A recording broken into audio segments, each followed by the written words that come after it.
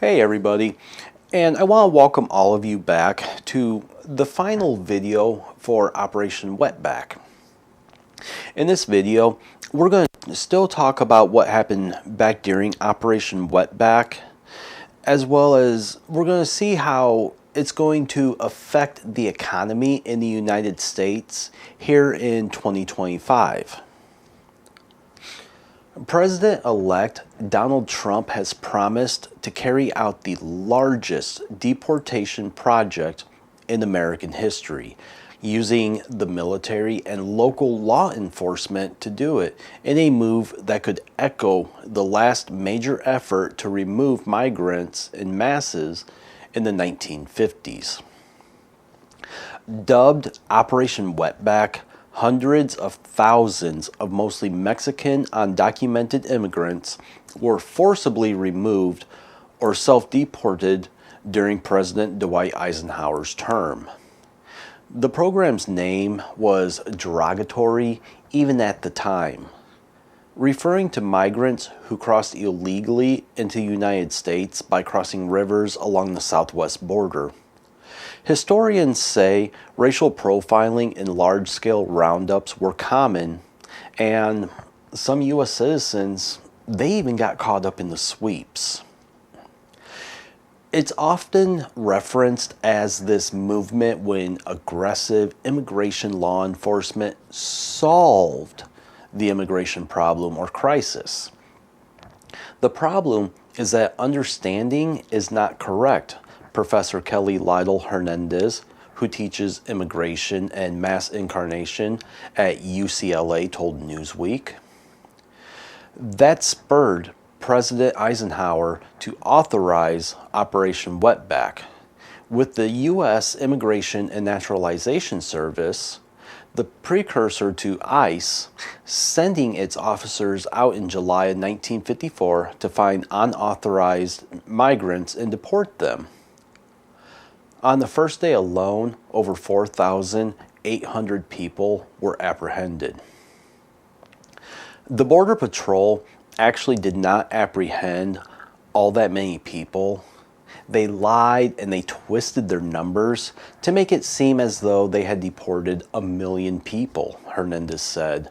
They had targeted Mexicans in particular. It was a highly racialized campaign. They just stopped arresting people. They couldn't apprehend as many people when they didn't have the trucks and the planes and the boats they were using to deport people, she said, adding that how the operation played out should serve as a warning to the Trump administration as it games out its own mass deportation strategy. The impact on the economy. Now, the modern economy is very highly interconnected. As a result, the deportation of illegal immigrants who participate in the economy is expected to hurt U.S. workers. According to one literature review published by the Carsey School of Public Policy, the deportation of 454,000 illegal immigrant workers between 2008 and 2015 led to a 0.5% decrease in employment among U.S.-born workers and a 0.6% decline in their average hourly wages. Employment of U.S. workers suffered as well. According to one study from the Journal of Labor Economics, when immigration enforcement removes 500,000 immigrant workers from the labor force, whether through deportations or due to deterrent effects, employment among U.S.-born workers decreases by approximately 44,000. Illegal immigrants are concentrated in low-paying and unattractive jobs such as farming, construction, housekeeping, and cooking. In this sense, they complement native-born workers. Average Americans seem to appreciate this fact. 77% of adults believe that illegal immigrants primarily take on jobs that U.S. citizens are not inclined to pursue. Total deportation of illegal immigrants would reduce the farm workforce by up to 45%, the construction workforce by 15%, and so on, leading to serious disruptions across the economy. The GDP of the U.S. would likely be impacted. The Peterson Institute for International Economics estimates that the U.S. GDP would be 6% below long-run baseline if 7.5 million are removed. In 2013, the Bipartisan Policy Center projected a 5.7% reduction in if all illegal immigrants were removed. Both scenarios would noticeably undermine U.S. competitiveness in an era when the U.S. is trying to confront China, Russia, Iran, and North Korea on the world stage. Leaving aside moral and legal reasons, the economic case against mass deportation is and has long been strong. There are many ways to fix America's broken immigration system, but mass deportation is not one of them, and that has been proven in the past with Operation Wetback to not be one of them. Current day resurgence of mass deportation as a national policy during his campaign, Trump has promised to conduct the largest deportation operation in American history, drawing inspiration from the 1950s operation under President Eisenhower. The Trump plan involves setting up temporary immigration detention centers and using local, state, and federal authorities, including National Guard troops, to remove undocumented immigrants. In truth, the former now president again has been advocating for mass deportation of undocumented immigrants since his 2016 presidential campaign.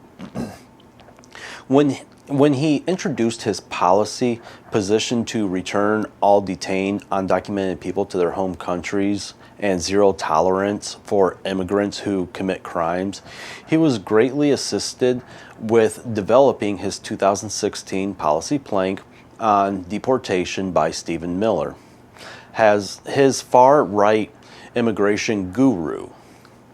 It is no surprise then that he has made mass deportation a priority day one, executive action should he win the 2024 election, which he did win the 2024 election, and we did see that the mass deportation had started.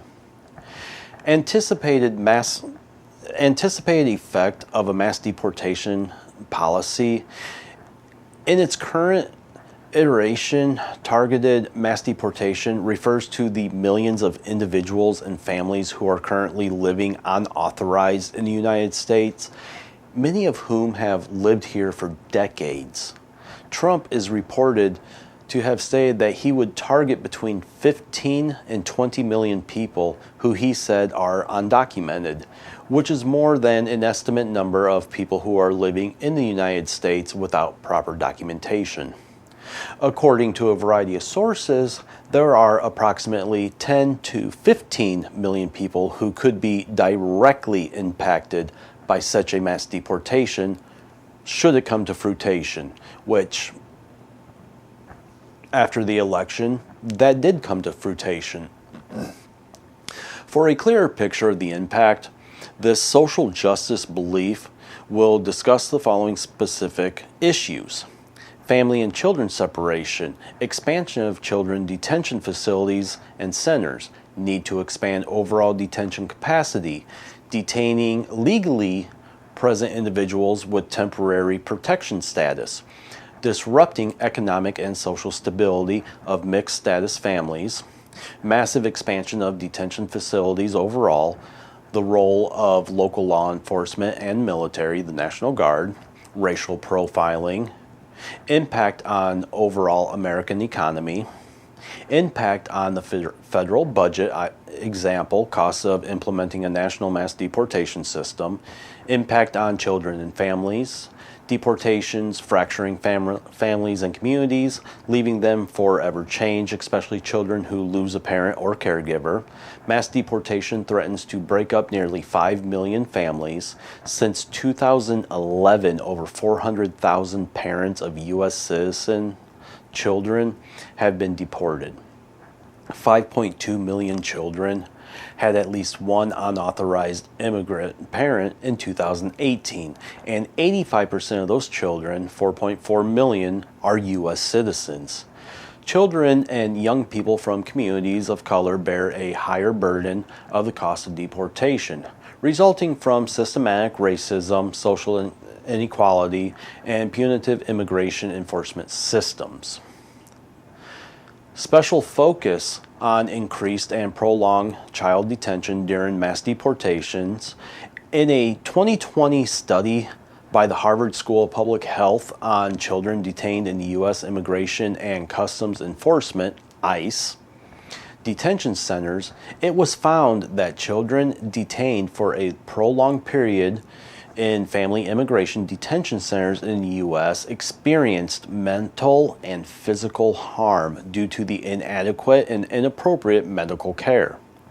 The study was conducted at an ICE family immigration detention in Carson City, Texas. Most of the children were detained at the center for 43 days, well beyond the 20 days maximum allowable time. In addition, children had limited access to basic health care due to the issues with inadequate staffing, supervision, and documentation of medical care. The consequence to children would be an exponentially worse should mass deportation actions be implemented. With such a government action, it is not unreasonable to expect to see children who are separated from their parents living in detention cages and other deplorable conditions seen during the unaccompanied migrant children crisis several years ago. Neither Project 2025 nor President Trump have offered strategies to mitigate such unacceptable conditions faced by detained children during a new mass deportation operation. Trump's proposed mass deportation plan would have a profound impact on mixed status families, where some members are undocumented while others are citizens or legal residents. Deportation of undocumented family members could lead to significant emotional distress and economic hardships. Studies indicate that such deportations could reduce the average household income of mixed-status families by nearly half, pushing many into poverty. Additionally, the separation of families would disrupt the social fabric and stability of communities, causing long-term psychological and financial repercussions. This plan, if implemented, would affect not only the individuals deported, but also the border community and its economy. There are about 20 million people in households with mixed immigrant statuses, including about 10.3 million people who are undocumented, with California, Texas, Florida, and New York having the highest number of individuals living in a mixed status household, 52%. There's a near consensus that President Donald Trump's mass deportation plan would likely lead to an increase in family separations. The assumption is supported by past policies. During Trump's first term, the administration implemented a zero-tolerance policy that led to the separation of thousands of children from their parents at the border. This policy was intended to deter illegal immigration, but resulted in significant trauma and long-term consequences for many families. High-profile continuation of the key family separation staff, Trump has indicated that he would bring back individuals like Tom Homan, former ICE director, and Stephen Miller, former immigration advisor, both of whom were instrumental in crafting and enforcing the family separation policy. Their involvement strongly suggests a return to similar strategies. To that point, in a recent TV interview, former ICE Director Homan was asked if deporting 4 million children with birthright citizenship whose parents are undocumented was achievable without having to separate families. He responded, "Of course there is. Families can be deported together." Mr. Holman's rationale for deporting children who had been born and raised in the U.S. was that their parents entered the country illegally. Therefore, it was the parents who created the problem, not the U.S. government. The former ICE director's statement coincides with a long-standing priority of the far right, which is to end birthright citizenship laws, which would effectively declare that children born in the U.S. to undocumented parents will themselves be deemed to be non-citizens. Capacity in mass deportation scenario projections for the expansion of detention beds needed for a mass deportation plan are substantial. Implementing such a plan would require a significant increase in detention capacity. To detain the estimated 11 million undocumented immigrants, the United States would need to build and maintain 25 times more ICE detention capacity than currently exists. The plan would also necessitate the creation of additional facilities specifically for families and children, which would be logical and humanitarian challenge. ICE does not have the infrastructure or resources to manage such a large-scale operation. The current system is already strained with existing detention facilities often operating at or above capacity. For example, ICE's detention capacity is around 34,000 beds, and even during peak times, it has not exceeded 52,000 detainees. Additionally, there are legal constraints, such as the Florida Settlement Agreement, which limits the detention of children to no more than 20 days and require that they be held in the least restrictive setting. This agreement makes it challenging to detain large number of children for extended periods. Authors of the mass deportation section of Project 2025 appear to be undeterred by these challenges. In fact, they have already developed a plan to clear all possible legal and legislative barriers to operationalizing deportation actions. Led by former ICE Director Homan, the new Trump administration plans to use the Alien Enemies Act of 1798, a wartime authority that allows the president to detain or deport the so-called natives and citizens of a nation determined to be an enemy of the United States. Furthermore, the law permits the president to target those non-citizens without a hearing and based only on their country of birth or citizenship. Although the law was enacted to prevent foreign espionage and sabotage in wartime, it can be and has been used against non-citizens who have broken no laws, exhibits no signs or acts of disloyalty, and are lawfully present in the United States. While it is certain that use of the Alien Enemies Act will be disputed in court, there is little doubt that the Trump administration will go forward with citing the act as its authority to mass deport people who are undocumented and possibly also those living in the United States legally. It should be noted that the immigration detention system, unlike jails or prisons, is subject to civil law. This means that someone detained in an ICE facility does not have many constitutional protections available under criminal law. For example, immigrants can be detained indefinitely. There is no federal right to legal representation for detainees, and most immigrants are not entitled to government-appointed lawyers. Questionable use of local law enforcement and military. As with deportation raids of the early 1950s, a massive deportation requires ceding authority to many local law enforcement agencies. Under current U.S. immigration policies, local law enforcement agencies can collaborate with ICE to arrest and detain people with undocumented status.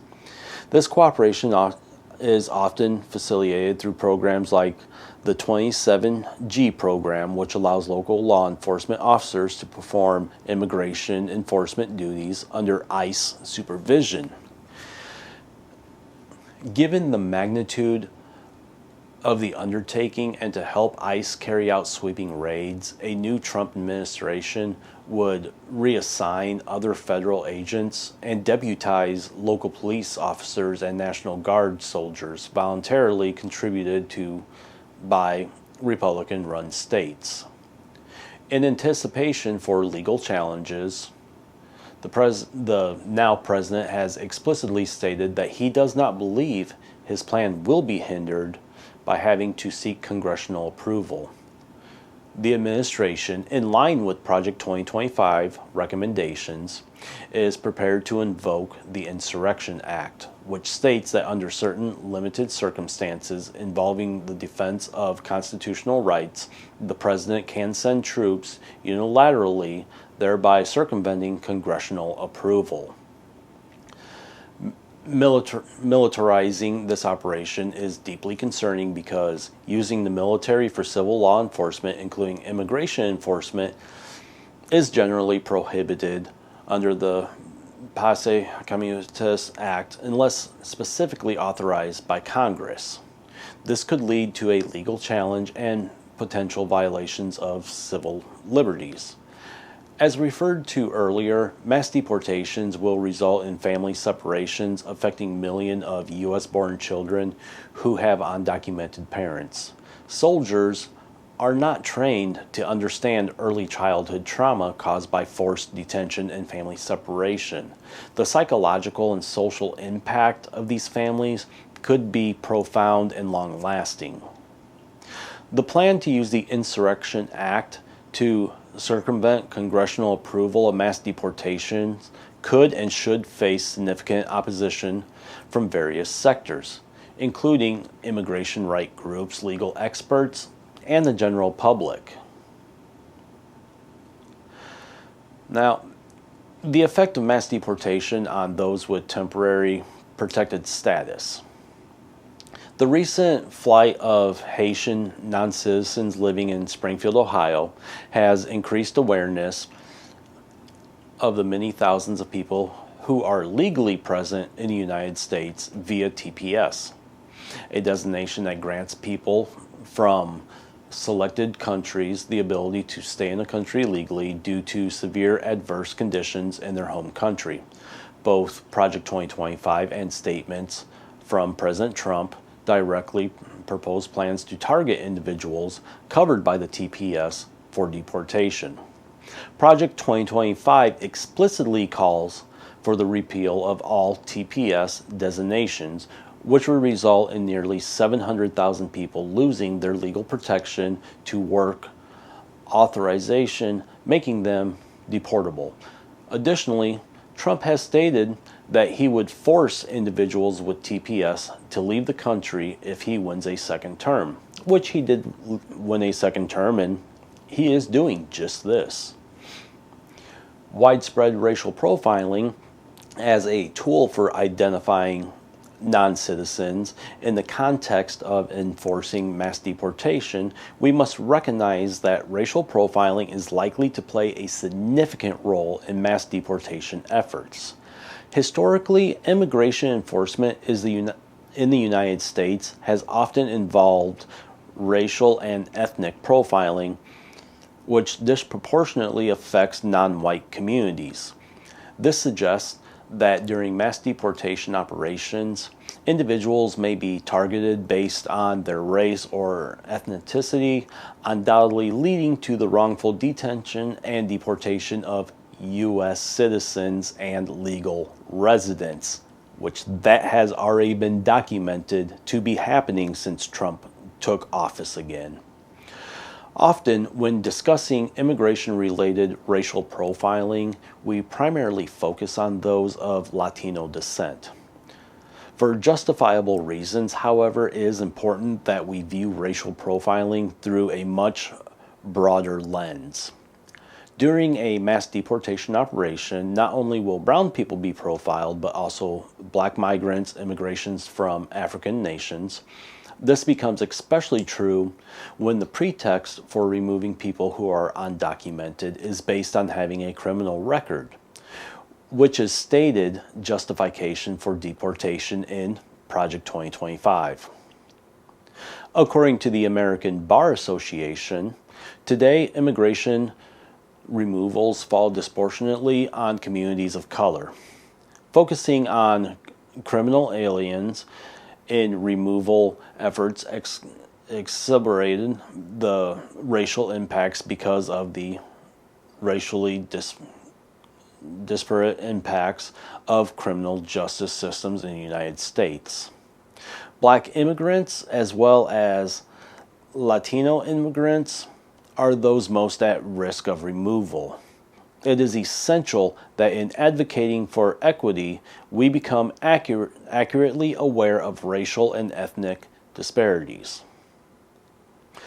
Overall impacts of mass deportations on the American economy. Implementing a mass deportation of over 12 million people would be an increasingly complex and lengthy process. Experts estimate that even with significant resources, it would take far longer than a single presidential term to complete deporting 12 million people, perhaps more. Would require an unprecedented increase in law enforcement staffing, detention capacity, and immigration court resources. The cost of a one-time mass deportation operation is estimated to be at least $315 billion. This figure includes the expenses associated with arrest, detention, legal processing, and removal. Relatedly, the economic impact would include long-term costs. If implemented, the mass deportation operation will need to be sustained and will have ongoing costs. For example, sustaining a mass deportation operation over a decade with an objective of deporting 1 million people per year would have a price tag of approximately $88 billion annually, totaling nearly $968 billion over 10 years. The economic impact. The potential mass deportation proposed by Donald Trump could have a significant and far-reaching impact on the American economy. Labor market disruption. Undocumented immigrants play a crucial role in various sectors, including agriculture, construction, and hospitality. Removing them could lead to a severe labor shortages, disrupting these industries and potentially leading to higher prices for goods and services. The GDP impact. The U.S. GDP could decrease by 4.2% to 6.8% due to the loss of workers and consumers. Tax contributions. People who are undocumented contribute significantly to tax revenues. In 2022, they paid approximately $46.8 billion in federal taxes and $29.3 billion in state and local taxes. Their removal would result in substantial loss of these contributions. Social services and programs. The deportation would also impact social services and programs. For example, people with undocumented status contribute $22.6 billion to Social Security and $5.7 billion to Medicare in 2022. These programs, already facing financial challenges, would be further strained by the loss of these contributions. And those that are in this country undocumented, they're still paying taxes. They're still paying into Social Security and Medicare. They're not getting any of that money. All that money is going to the U.S. citizens, the legal citizens. While Project 2025 and President's team extol their mission to expel people from the United States, they fail to inform the country of the severe human and economical costs their plan will have on all of us for generations to come. So, in conclusion, few would disagree that Project 2025 and President Trump's mass deportation agenda, if it comes to fruition, which it has, is a massive undertaking that will have a disruptive and potentially devastating effect on the lives of many millions of people. The takeaway about the far right's strategic effort to make mass deportation a reality is that the effort is serious, having unlimited funding and political support to become a reality. The millions of individuals and families who will be directly targeted have a right to be apprehensive on an immediate basis about their family's social and financial stability. Also, we should not overlook the degree to which the mass deportation plan is having and will continue to have an impact on America's image as a democracy, domestically and internationally. For a number of reasons, recently, the image of America as the beacon of democracy, human and civil rights, and humanitarianism has diminished. If a new Trump administration goes forward with mass deportation, its standing in international community will be further tarnished. To that point, here are a few key points to consider. Human rights concerns. Mass deportations could lead to widespread human rights violations, including the separation of families and the detention of individuals without due process. This could tarnish America's reputation as a defender of human rights and democratic values. Legal and ethical issues. Implementing such a plan might involve bypassing existing laws and protections for immigrants, which could be seen as undermining the rule of law. This could raise questions about the commitment to democratic principles and their fair treatment of all individuals. International perception. The global community might view these actions as contrary to the values of democracy and freedom in the United States has historically championed. This could lead to strained diplomatic relations and loss of moral authority on the international stage. The economic and social impact. The economic and social upheaval caused by mass deportations could also reflect poorly on the country's stability and governance. The potential for civil rights violations and the disruptions of communities might further damage America's reputation. In summary, the plan to impose a mass deportation on people who are undocumented, those with temporary protection status, mixed family status, and even those who have legal status to reside in the United States is a threat to democracy, endangering the human and civil rights of millions of people, not to mention causing severe hardship on school-aged children. Therefore, it is incumbent on the immigrants' rights community and political leaders to, as we have done so often in the past, take action to eliminate such a destructive plan. The first act is, of course, to vote against any candidate that supports mass deportation. It is also incumbent for those who oppose such policies to remain in active opposition even after the 2024 election, regardless of who is elected to the White House. Obviously, Donald Trump won the presidency. He is now the president. But we can still be active in opposition of what is going on with these mass deportation. The social work profession is general, and the National Association of Social Workers specifically are significant stakeholders in what is bound to be a national mobilization to prevent mass deportation from occurring, or in a greatly mitigating the impact of this policy on those who are already marginalized and vulnerable.